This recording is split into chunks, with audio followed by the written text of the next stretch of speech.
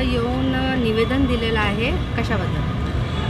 या कार्यालयातील ज्या दोन महिला आहेत, सुरेखा फुफाटे आणि वैशाली इसगे नावाच्या, यांनी यांचा पदाचा गैरवापर करून इथे बरेचसे घोटाळेही केलेले आहेत, आर्थिक व्यवहार लोकांसोबत केलेले आहेत आणि जे त्यांचं काम आहे की ते काम वेळेवर करत नाहीत, प्रलंबित करतात लोकांची कामं आणि या सगळ्या गोष्टीबद्दल त्यांच्या विरुद्ध एक तपासणी आदेश जारी करण्यात आला की ते असं का करतात म्हणून.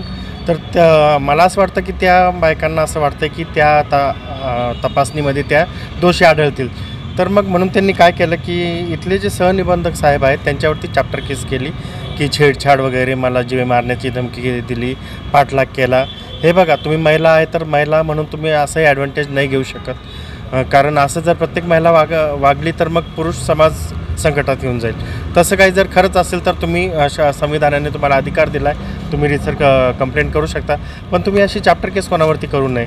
आणि ती केस आणखी म्हणजे सिद्ध पण झालेली नाही की संबंधित अधिकाऱ्यांनी त्यांच्यासोबत गैरवर्तन केलं नाही केलं आहे. त्यापूर्वीच त्या महिलांनी सदरील घटनेची बातमी वृत्तपत्रांमध्ये पण दिली. तर आम्ही त्या वृत्तपत्रांची देखील सखोल चौकशी करावी असं मागणी केलेली आहे आणि या बायकांची तर सखोल चौकशी करून यांच्यावरती कठोरात कठोर कारवाई करावी असं आमचं आज निवेदन देण्याचं. त्या दोन बायका कोणत्या पदावर कार्यरत आहे आणि कोणते असे काम जे त्यांनी नाही केले? त्या सहकार अधिकारी श्रेणी 2 साहेबांच्या कार्यालयामध्ये, सहकारी संस्था जे इथलं कार्यालय आहे छत्रपती संभाजीनगरचं, तिथे त्या दोन बायका कार्यरत आहेत. माझं नाव सँडी लक्ष्मण मुळे, मी शंभूराजे प्रतिष्ठानचे संस्थापक सचिव आहे, तसेच सँडी गुरु सोशल वेलफेअर फाउंडेशनचे अध्यक्ष आहे आणि सक्षम सेवाभावी संस्थेचे पण मी अध्यक्ष आहे. आज आम्ही तुमच्याजवळ आले मॅडम तुमचा इंटरव्ह्यू घेण्यासाठी आणि आम्हाला एक निवेदन भेटलं होतं की तुम्ही तुमचे सरकारी कर्मचारीवर काही तक्रार केलेली, त्याच्या काय झाला आणि हे का तुमच्यावर आरोप करतात, त्याच्या बाबतीत तुमची बाजू तुम्ही मांडू शकता मीडियासाठी. दिनांक 23/4/2025 आणि दिनांक 26/4/2025 रोजी मी माननीय विभागीय सहनिबंधक श्री शरद जरे आणि त्यांच्या कार्यालयातील काही कर्मचारी महेंद्र देशमुख, निलेश देशमुख, प्रणाली हजारी आणि तसेच येथील सहाय्यक निबंधक श्री विष्णू रोडगे व एक ॲडव्होकेट श्री सोळुंके यांच्याबाबत तक्रार केलेली होती.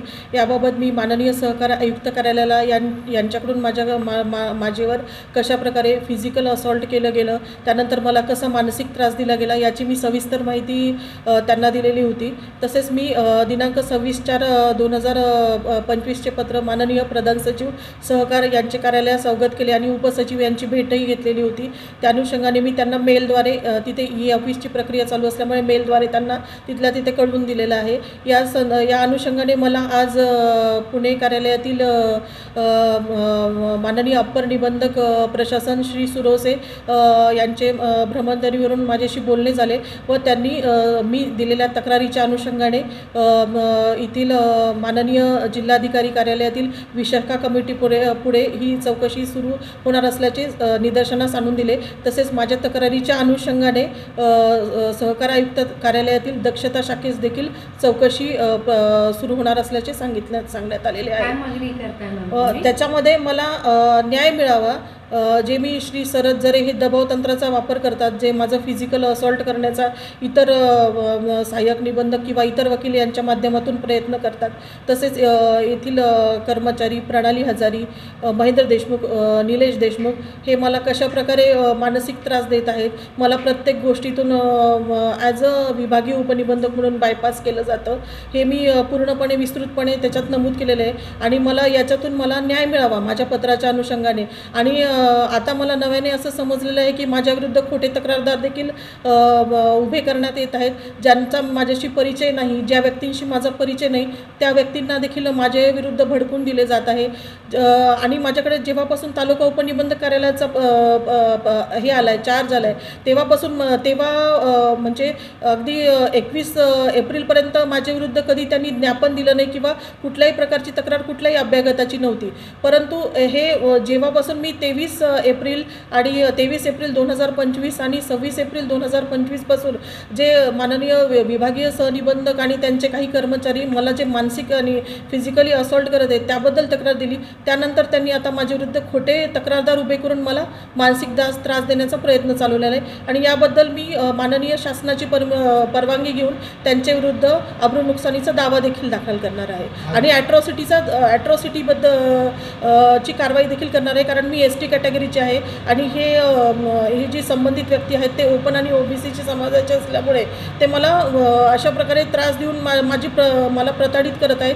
त्यामुळे मी त्यांच्याविरुद्ध ॲट्रॉसिटीची पण कारवाई माननीय शासनाची परवानगी घेऊन करणार आहे. मॅडम, हे तक्रारच्या अगोदर पण तुम्ही काही सरकारी अधिकाऱ्यांवर पण कंप्लेंट केलेली आहे. कोणाविरुद्ध? त्याच्याबद्दल काय सांगेल तुम्ही? साहेब, जिथे जिथे माझ्यावर अन्याय झालेला आहे तर तिथे तिथे मी माझी ती उचित दाद मागितलेली आहे आणि आपल्यावर होणाऱ्या अन्यायाविरुद्ध दाद मागणे ही चूक नसते. कारण आम्हाला म्हणजे तशी शिकवणच नाही आहे की आपण अन्याय सहन करायचा. आजपर्यंत किती अधिकाऱ्यांवर कंप्लेंट केली? मी ज्यांनी माझ्यावर अन्याय केलेला आहे त्यांच्याविरुद्ध सांगू शकतो? ती आकडेवारी साहेब तो आस्थापनेशी रिलेटेड आहे तो क्वेश्चन आणि जर तुम्हाला माहितीच पाहिजे असेल तर ते तुम्ही संबंधित आस्थापना शाखेला विचारू शकता. जिथे अन्याय झालेला आहे तिथे मी आवाज उठवलेला आहे आणि अन्यायाविरुद्ध आवाज उठवणं यात कुठलीही चूक नाही. आज मीडिया तुमच्या समोर आलेली आहे. मीडिया तुम्हाला एक बाईट तुमच्या घेत आहे. मीडियाला काय सांगेल तुम्ही? म्हणजे काही पेपरमध्ये पण हे तुमच्या बाबतीत आलेलं आहे. ते कटिंग पण आमच्या जवळ आहे, पेपर पण आमच्या जवळ आहे. मीडियाला काय सांगेल? मीडियाने दोन्ही बाजूंचं म्हणणं ऐकावं पण मीडियाने नेहमी सत्याचीच साथ द्यावी. जिथे अन्याय होत असेल महिला कर्मचारी आणि अधिकाऱ्यांवर तिथे मीडियाने त्यांना